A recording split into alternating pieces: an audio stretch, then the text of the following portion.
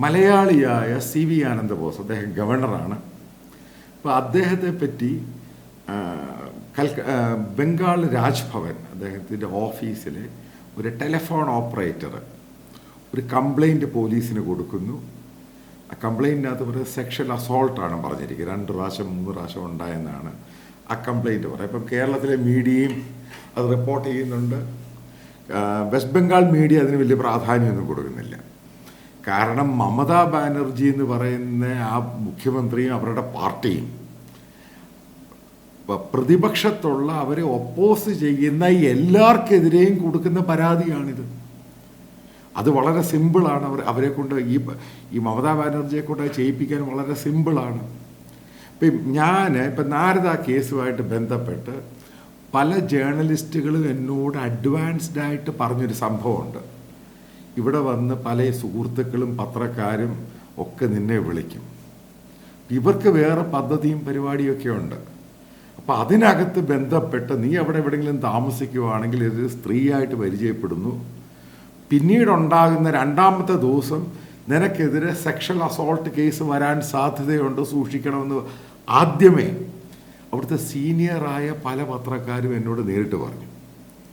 അപ്പം അതിൻ്റെ പേരിൽ ഞാനിപ്പം ബംഗാളിൽ കൽക്കട്ടയിലെ കേസുമായിട്ട് ബന്ധപ്പെട്ട് പോവുകയാണെങ്കിൽ തന്നെയും ഇപ്പം ഞാൻ അറിയപ്പെടുന്നൊരു ഹോട്ടലിലോ അല്ലെങ്കിൽ നേരത്തെ താമസിക്കുന്നിടത്തോ ആണ് ഞാൻ അവിടെ പോയി ഹോട്ടലിൽ താമസിക്കുന്നത്. അപ്പോൾ എൻ്റെ സുഹൃത്തുക്കൾക്കൊക്കെ അറിയാം. അപ്പം അതുമായിട്ട് ബന്ധപ്പെട്ട് ഇപ്പോൾ ആരെങ്കിലും എന്നെ കാണാൻ, അതായത് പത്രക്കാരോ സ്ത്രീകളായിട്ടുള്ള പത്രക്കാർ ആര് വരികയാണെങ്കിലും ഞാൻ ഒരു കാരണവശാലും അവരെ റൂമിലോ റെസ്റ്റോറൻറ്റിൽ പോലും കാണുന്ന പബ്ലിക്, കാരണം ഓപ്പൺ റെസ്റ്റോറൻറ്റിലാണ് ഇരിക്കുന്നത്. കാരണം ഇത് അഡ്വാൻസ്ഡ് ആയിട്ട് എനിക്കറിയാവുന്ന സംഭവമാണ്. ഇപ്പോൾ അവിടെയുള്ള പല BJP നേതാക്കളും, അതായത് അവിടെ വരുന്ന ഡൽഹിയിൽ നിന്നും മറ്റുള്ള സംസ്ഥാനത്തു നിന്നും പോകുന്ന BJP ഒബ്സർവർ, ഈ പറയുന്ന പലരും ഇവർക്കെതിരെയെല്ലാം ഇതേപോലെയുള്ള സെക്ഷൽ അസോൾട്ട് കേസ് ചാർജ് ചെയ്തിട്ടുണ്ട്. കാരണം ഇതാണ് മമതാ ബാനർജി ഗവൺമെൻറ്റിൻ്റെ ഏറ്റവും വലിയ തരികിടയും ട്രാപ്പ് എന്ന് പറയുന്ന സംഭവം.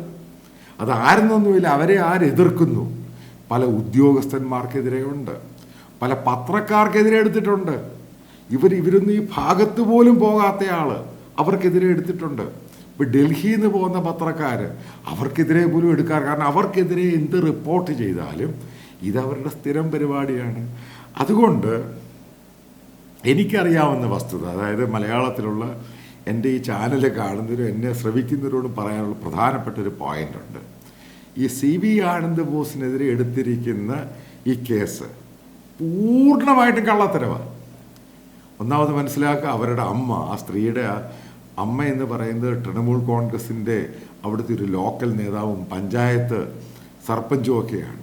ഇപ്പം ഇതേപോലെയുള്ള ട്രാപ്പ് സ്ഥിരമായിട്ട് അവരുടെ നേരത്തെ സ്ഥിരം CPM നേതാക്കൾ അവർ അധികാരത്തിൽ വന്ന സമയത്ത് പോലീസിനെ കൊണ്ട് ഏറ്റവും കൂടുതൽ കള്ളക്കേസുകൾ എടുത്തത് CPM നേതാക്കൾക്കെതിരെയാണ്.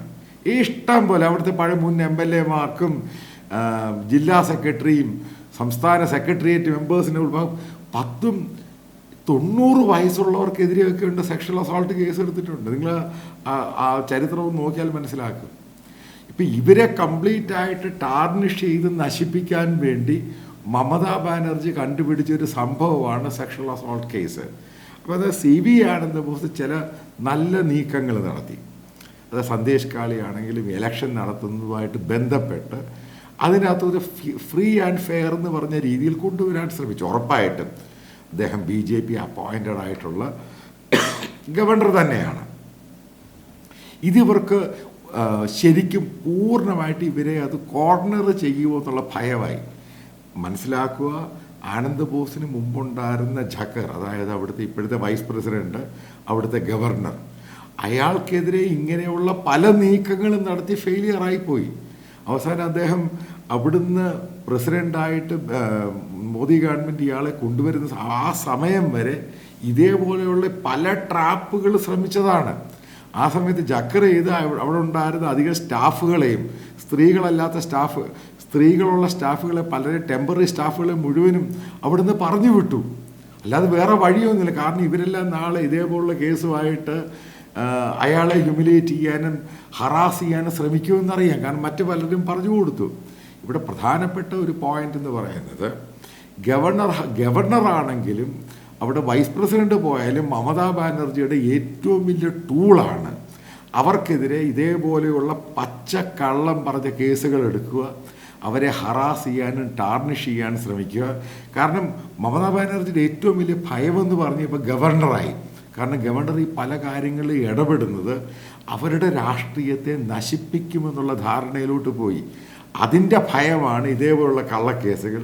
അത് ഞാൻ അവസാനം ഇത് കൺക്ലൂഡ് ചെയ്യുന്നൊരു പാർട്ടെന്ന് പറയുന്നത് ഇത് അവരുടെ ഏറ്റവും വലിയൊരു പൊളിറ്റിക്കൽ ഗിമ്മിക്കാണ്. കാരണം അവർ തോൽക്കുന്നു എന്ന് കണ്ടാൽ, അവർ പെടുന്നു എന്ന് കണ്ടാൽ ഗവർണർക്കെതിരെ ഇങ്ങനെയുള്ള കേസുകൾ എടുത്ത് ഭയപ്പെടുത്തുവാൻ നോക്കും. ഇതാണ് അവരുടെ പൊളിറ്റിക്കൽ ടാക്ടിക്.